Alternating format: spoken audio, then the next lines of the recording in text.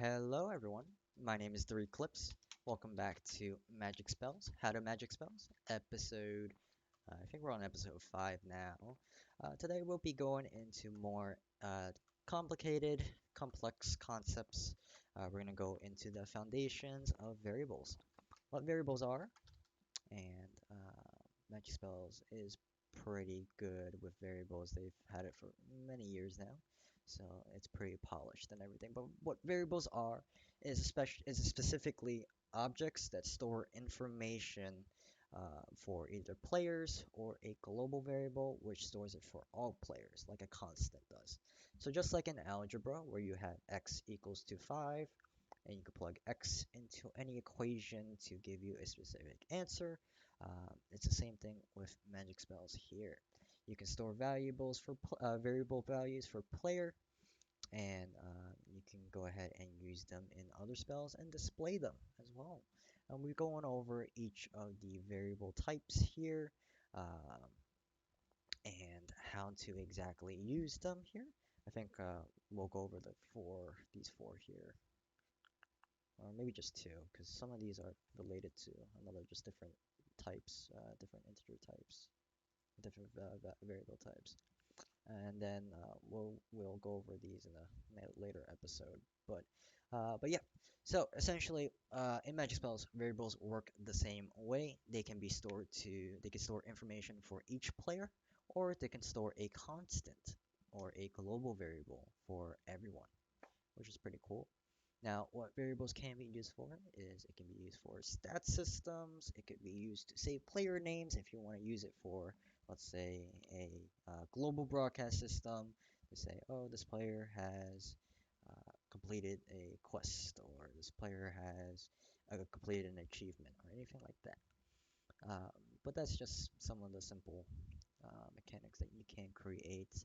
I've seen people do a lot with variables, and it really does help a lot. Now, we'll go over each of these variable types first. So the global variable is a constant, which means that it applies to all players. Now, what you can use for global variables, if you want a constant in the equation, or you want to define something that's visible to all players and it doesn't change for each player, then you can use the global variable. We're going to show you how to make a variable in this tutorial, but we're just going to go over the types here. Player variable is not the same as global variable. It stores a value, however, the value is unique to each player, which means that one player can have one value while the other player can have another value of the same variable. Different from global variables, where a value is applied to all players. Global string is the same as global variable, but instead it doesn't only accept integer values. It actually accepts string values, which means alphabetical letters. You could put integers here, but it's not going to be translated into the integer type, which we'll go over at the later episodes when we explain variable replacement when it comes out. Right now it's only in beta, so no tutorial on that yet. Now, global string variables, you can store names, um, you store like food items, whatever strings you want to put into a variable you want to save, you can put that as well. And this global string is going to apply to all players, which means that all players will have this variable value. It cannot be changed for each player. Now, opposingly, you have the player string type, which all values are unique to the player, which means that let's say we're doing food items. One player can have chicken as its player string variable value. Another player can have pizza as another player string value. Each variable type, each variable value, sorry, is going to be unique to each player, and it is going to um, can be changed amongst other spells and unique. Sorry, I'm just reading on to here. Distance to location type. It returns the distance calculated by the defined configuration, which means that you can go ahead and save distance a uh, between a location and the player. squared distance to location, same thing as here, but it is going to be squared, which means that you could calculate, I think it's going to be the area or something like that, distance squared. Um, Please forgive me if I'm wrong. I don't remember my math. But yeah, it just squares the distance to location. Um, so we're going to go over what makes a variable and how to create one. We're going to go over the global first. So it's going to be the same thing. We're going to go over here and we are going to type this in first. So I have my spells-tutorial.yml. I am going to be on a hosted server, which means that I will be using FileZilla to transfer my files into the server FTP files as well. So if you get confused over here, I'm just going to transfer over to the server itself here. If you're using a local host one, you can go ahead and just drag and drop into your server and your folders, and you should have the same result. But over here, we're just going to create our new variable. So whenever we declare variables, I usually, well, you're supposed to, and you're going to, you're going to put variables at the top with the semicolon. This is going to open the config section for the variables. You don't have to do this for each variable. You just have to do it for whenever you want to define variables.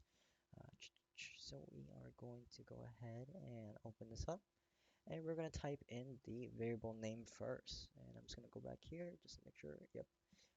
Let's say we want to name this variable attack. This 1, 2, 3, 4. I'm just going to open up the variable options. So you have the variable name called attack, and we want to define the type. So in this case, we want to make it a global variable. Unless you want to have the same attack damage for, I guess, everyone else. You're going to put the global variable type, and this is going to apply to all players, and it is and whenever you change the variable value, it's going to change for all players as well. Next option we're going to put is default. Actually, no, I don't think we can put default here. Oh no, you can. I thought it would only be unique to a player. All right, so default we're going to put it as 2. And what this means is that whenever the variable is declared, it's going to have a default value of 2, and we're going to show that in a little bit. The minimum value, I'm going to put this as 0. Max value, we're going to put this as 15. So what this does is that whenever you declare this, it's going to have a default value of 2. The minimum this variable can be is going to be 0, and the maximum is going to be 15. These two act as the range for the variable values on this variable. Now, if I just transfer in over here, and let's make it day so we see a little bit better. And as you can see here, I played a little bit with the variables beforehand just to prepare for the tutorial. But yeah, so let's say we want to display the variable now. In order to check the value for the variable, what you want to do is you want to do /ms variable, and this is going to open up all the commands that you can do with variables. So in this case, we want to show the variable, and you want to type in the name of the variable next. As you can see, since I'm on my server, we're going to have a couple more variables. I do use variables a lot. We're going to do variable show attack, and then we're going to do the player that you want to show it for. As you can see, oh, it is not. Did I reload? There you go. I haven't reloaded yet. That's why. Now that I reloaded, it's going to be 2 now. Now let's say I want to modify it with commands. What you can do is just do variable modify attack AAW plus 4. Put any operation here. You can put equals 4. And it's going to equal it to 4. You could put plus 4. It's going to add 4 to the value, and it's going to equal to 8. Now let's say if I want to plus 4 again, it's going to go to 12. Did I make this 15? Yeah, I did. Okay, let's try this again. Plus 4. Okay, as you can see, 12 plus 4 is obviously 16, but it's going to stop at 15 because we defined the maximum range as 15. Now, if I subtract, let's say I subtract 20 from this variable, it's going to stop at 0 because we define the minimum as 0. So that's global variables. It applies to all players. Once you change this, it's going to change for all players. Uh, let's say I don't want to open up another Minecraft, but you're gonna have to take my word for it. My computer lags a lot whenever I go ahead and open up another Minecraft session. But if you want to try it out with your friends or anything like that, or you have an alt account, you can have two players on, and it will stay the same for both players because you're using the global variable type. Next up, we're going to go into is the player variable type.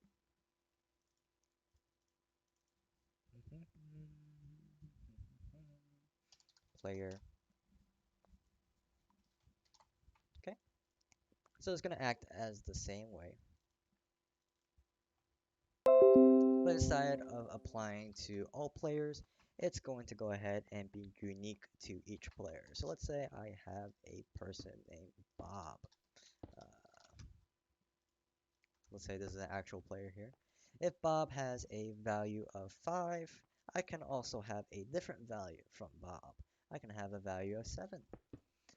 So player variables are similar to global variables, except for each value for the player variable is going to be unique to each player on your server. Now, what about strings? Let's say you want to store your player's favorite food on a variable. Well, they have a value or a variable type just for that. It's called a player string. Now, if we go over to the player string here, it's going to have the same options as the global string. It's the same concept here. Global strings will store value, a single value for all players, while player string values are unique to the player. So we're going to do player string here just to show you how it works. Let's say you want to store the value of favorite food for each player. Notice how I said each, which means that we're not going to be using global string because it applies to all players. We're going to use player string because it's unique to each player. Now this variable type does not actually have the option default. Instead, it has the option of default value. So in this case, if we want the default value to be, let's say chicken, we can put this here. And see the other ones as well. Yep, so I guess this is the only property here. So yeah, this is the only property here. So there's nothing really more to it. Go ahead and put this in, and as you can see, the variable name and the variable value is going to be chicken. Same thing here. If you want to modify it, AW. I don't know why attack would be chicken, but they've shown the concepts. I guess you guys get the point. Equals to, let's say, hot dog. It's going to change to hot dog. Perfect. So that's how you store string variables, string values into a variable. Now, how do you do this into spells? Well, there is a simple solution for that. And what that solution is something called variable mods cast. Now that is a new config property that you could put into any of your spells. So it doesn't matter if it's a dummy spell, doesn't matter if it's a multi-spell or a pain spell. You can put variables and change variables in each spell if you wanted to. So how do we do that? Well, first thing we want to do is create the spell for it. In this case, I'm going to be using the dummy instant spell. So let's go ahead and do this first. We're going to call this tutorial increase. And I'm just going to change this to player because we want to keep this as attack. And we want to increase this. So we're going to change this back to 0, then 1, max would be 2. Put this to 10. So I just had the default value as 0, minimum value as 1, maximum as 10. Tutorial increase. This is the name of the spell that we are going to create. 1, 2, 3, 4. Spell dash class dot instant dot dummy spell. Okay, so this calls that it is going to be a dummy spell. Next thing we want to do is we are going to want to start modifying the attack variable. So in order to do that, all we have to do is type in variable dash mods dash cast colon. Now it's going to open up another config option. 1, 2, 3, 4. Any config option you see, you need to put indents into your lines. I use the indentation of 4 because it's easier to read and it's personally a personal preference. I've seen people use 2 indents, but make sure it is consistent with your other config options, or you may run into any syntax errors. So, uh, now, what the syntax is going to be for the variable mods cast, syntax is another word for format. If you guys are not familiar with computer science lingo, uh, but variable mods cast is going to open up the config option. Format for it is going to be dash, and it's going to be the variable name, so attack, the operator, and then the amount. So if I want to put this to equals, it's always going to set the attack variable to 1, but in this case, we want to increase it by 1. So perfect. So you have variables attack, player, tutorial increase, and it's going to add it by 1. So if I go ahead and put this in here, ms reload, perfect. Oh, what the heck did I do? I really hope I didn't break my server like this. ms variable show.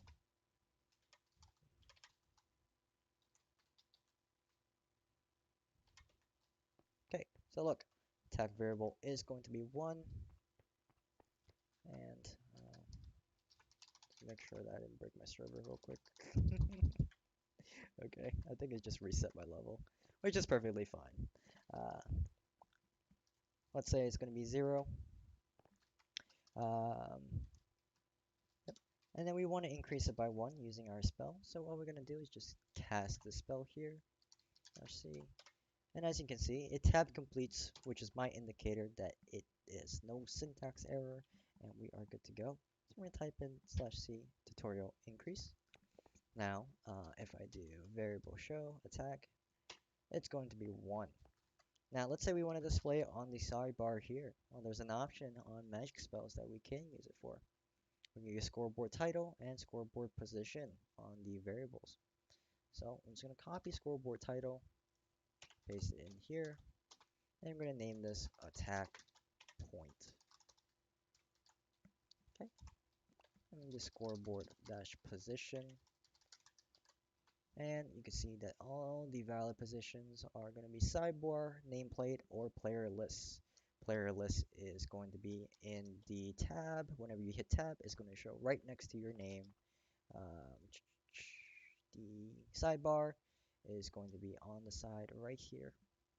And then the nameplate would be for other players right below the name here. Since I'm in F5 mode, you can't see my name, but yeah. So we're going to put this at the sidebar because we want to display it right over here. So we are going to type in sidebar. Control S, transfer our spells, ms reload. As you can see, it displays it here. AAW has 1 attack point. Now if we want to cast this again, it's going to add 1. And as you can see on the right side, it has 2 over here. A couple other options that you can do is the EXP bar or the boss bar. Now, if I want to make this into a boss bar, I'm just going to show it a little bit. We're going to type attack points here. And if I go ahead and reload, it's going to show my attack bar points up at top at the boss bar. So if you want to display your variables, that's how you would do it. But in this case, I want to display it as the scoreboard and on the right. So I'm going to go ahead and do that. Keep it that way. Just reset it so that it shows on the right here. Perfect. So let's say you want to make a stat system, which we're going to do here. What you want to do is go ahead and make it a way so it's more user friendly, so that you can increase it how you want it. The most common way for statistics, I'm not sure how your server's formatted, is to use a menu spell in order to increase each individual stat. We are going to just do just that. So we are going to create a new spell, and it's going to call tutorial GUI. We want to create a user interface that would let us increase the uh, our stats by just clicking on a single icon. So we have the menu spell here, cooldown. We don't want to cool down here. Bypass normal cast. We can probably, we'll keep this false. Now, what these options are, I'm not going to go too much into this, but I'm just going to skim over here. We'll talk about GUIs in a later episode and what you can do with it, but we're just going to go ahead for this episode to just dive a little bit into it. Options is going to pop up the options or the items that you want to put in your user interface. Let's say you have use that gesso there. Let's say you have a user interface. It's gonna look like this at the start. Uh, you can put each item and you can configure it in here to show what items you want to put in here. So it's going to pop up the config section. This one is going to be the name of your first item. So in this case, they have it as option 1. You can put this as anything you want. Put test 1, I could put test 2, I could put slot 1, anything you would like. I'm going to keep this as option 1 because it's easy to remember. See, as you can see here, it says can be anything.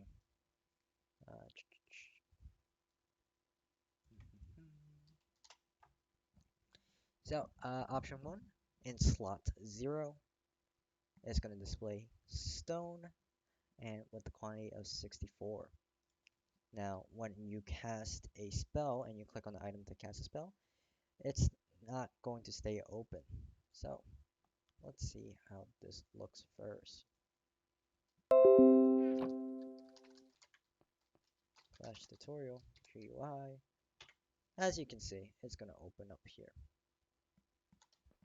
Okay, let's just do some regular stuff here just to make it look nice. If you want to make it, where is it? There it is. If you want to put a name on the menu spell, you put here, you put stats, and this will show that the menu is going to be called stats at the top. Now, let's say we want to go ahead and increase the attack with the click of the stone. Well, we could just do just that. All we have to do is put spell on the option, and we can put tutorial increase. Make sure you want to put your cast mode onto full, and I'll go over cast modes in a later episode, but I think is a good option that I usually refer to when going over cast modes here. Configuration guides. It's a lot of configuration guides that you can see here, by the way. I highly suggest reading into this if you have not already. Dragon has a good option for cast arguments, modifiers and variables. This is default.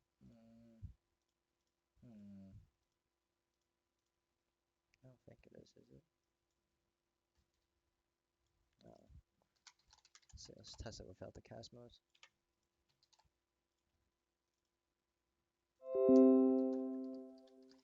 Should work.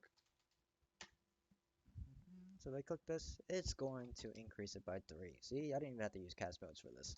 I'll explain cast modes at a later episode. Dragon has a good tutorial up already. That's why I'm not making a video yet.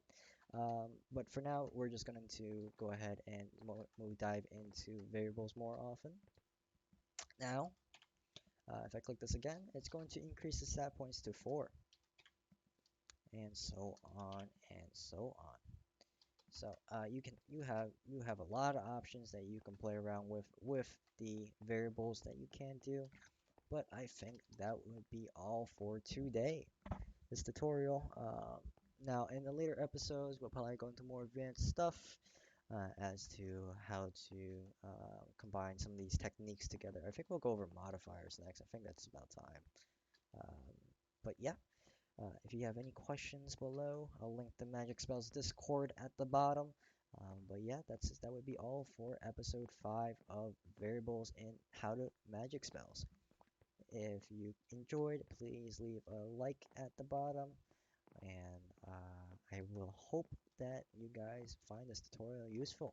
I'm gonna keep doing these tutorials. I think I'm gonna release one every week since I'm getting my schedule straight right now. But yeah, thank you so much, guys, for watching. You guys have a great day.